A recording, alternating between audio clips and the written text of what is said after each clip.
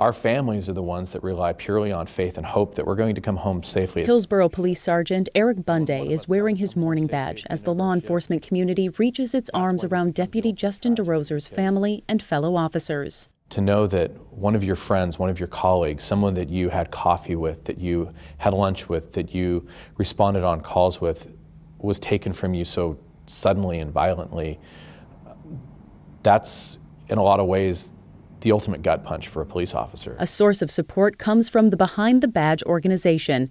Right now, they're helping the Derosier family and Cowlitz County Sheriff's Office. They go and they apply the experiences that they've learned from their own experience to help support this agency through their tragedy, and more importantly, to support this family through this tragedy. The National Alliance of Mental Health says law enforcement report much higher rates of depression, PTSD, and other anxiety-related mental health conditions than the general public.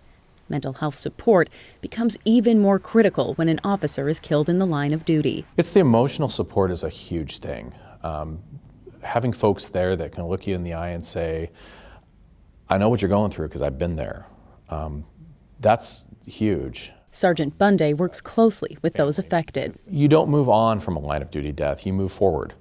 When you're closely connected to one of these tragedies, it's like your original normal ceases to exist. Bunday knows how to support those grieving because he too has lost a friend in the line of duty. In a lot of ways, there have been times where it's been January 5th, 2011 all over again. It's been more than 8 years since his friend, Rainier Police Chief Ralph Painter, was killed in the line of duty just across the border from Cowlitz County.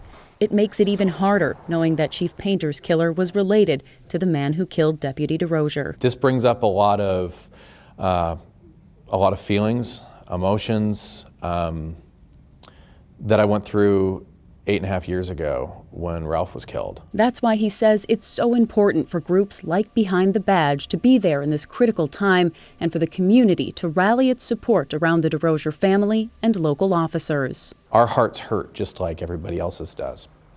And when one of us falls in the line of duty, it's a death in our family. I didn't personally know Justin.